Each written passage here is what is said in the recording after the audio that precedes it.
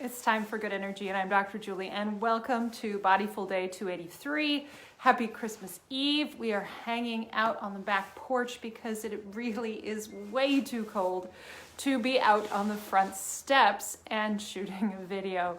So we're back here a little bit warmer than freezing, on 10 teens and lower. And we're going to talking about the vestibular system. So how does your sense of balance, how is your sense of balance influenced by Candida, and how can you use your sense of balance where you are in space and in relationship to gravity to help work on Candida? All right, so before we jump into that, let's start with our basics. Go ahead and take a deep breath in and release. Next deep breath in, you're going to expand in the belly, expand in chest, expand in the sinuses. And if you're seated, you could tuck your tail a little bit. Take a deep breath in. And release. And we're talking about the vestibular system and Candida. Now, it's not directly related, but it is sort of. So if you've ever had a really bad sinus infection or really bad cold, and you found yourself off on your sense of balance, think about that. And we're going to breathe into that. Deep breath in. And release. So today we're talking about Candida. So the energy to heal Candida equals good energy and minus stressors. And we're working on the vestibular sense. The vestibular sense is where you are in space, upright, turning around, G-forces.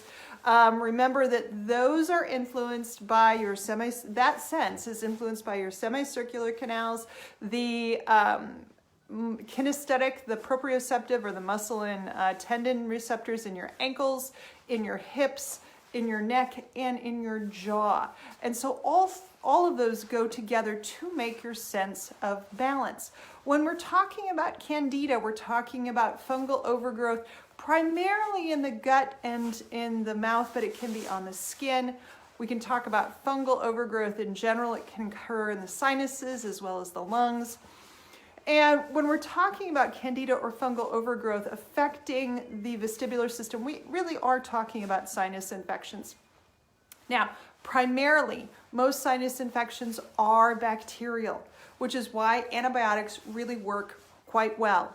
So if you have a sinus infection and you just haven't been able to clear things out, or you have clogged sinuses and you haven't been able to get out, but you know it's there and you have that really good intense pressure in these areas, antibiotics are most of the time, they are going to kick that infection.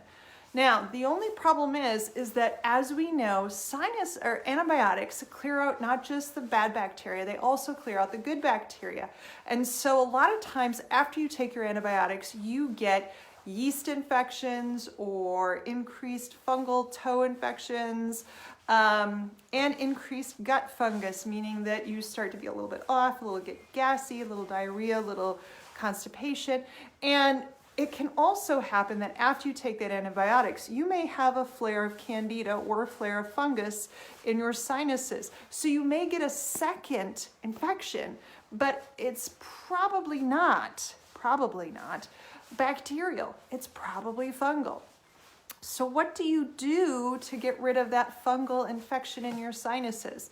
Well, one of the things you definitely don't want to do, if you are one of those people who really likes to use colloid silver, do not use colloid silver if you suspect that you have a fungal infection, because colloid silver is a heavy metal, And what's very interesting, and I don't know if I've explained this story on these videos, but back when miners used to go into shafts, blow them up, and then start going in and mining for ore, one of the ways they found where the seam was they would spray yeast on the walls of their tunnel, of their shaft.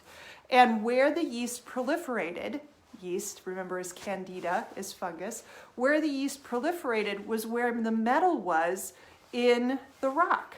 So if you take colloid or use colloid silver, particularly if you'd put it in your sinus, in your nasal neti pot and nasal rinse, just because you normally do it, Don't do it if you suspect you have a fungal sinus infection.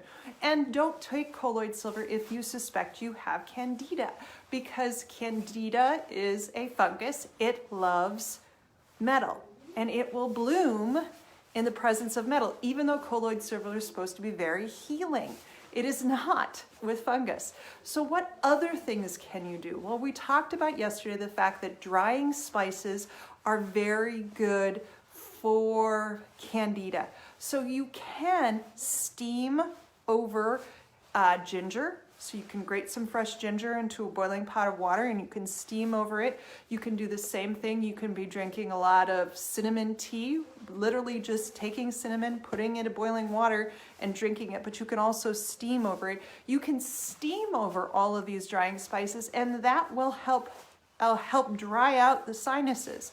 One thing I would not recommend, and this is from personal experience, do not put essential oils in your nasal rinse. That's bad stuff. That's bad juju right there. You are going to be hating life. Those sinus passages are not going to enjoy essential oils. So try not to put herbs and spices and essential oils into your nasal rinse, because those will mess things up. All right, so yes, we're talking about sinuses, and actually we're going to talk about sinuses a little bit more tomorrow when we talk about the sense of smell, but we're talking about them today because of the fact that they're related to your vestibular system. If you have a sinus infection, those semicircular canals are usually impinged upon by either air pressure or actually sinus pressure, and so wanting to clear that out the best you can. Now, if you have Candida in your gut, we already talked about the ileocecal valve massage over here on the right, but you can also do stretches stretches and circles, because your goal is to try to open up the pathway to get things to flow through. So stretching to the side and stretching to the side can actually open up pathways that are currently blocked because Candida is there. So tipping to the side, using the vestibular system that way to provide some good energy in, and using circles can also help open up space in your gut to help move things along. If I were doing circles and stretches, I would also be just kind of doing the massage on the belly too, because that will help move things together. So stretching and massaging are a great combination. All right, so tomorrow is Christmas Day. I still want to get maybe I'll skip, I don't know. I think I'll do a little quick thing on smell early in the morning, and then because it's really kind of today's thing, and then I will catch you on Saturday. So expect a short video tomorrow, not much, but just enough to talk about the sense of smell and Candida.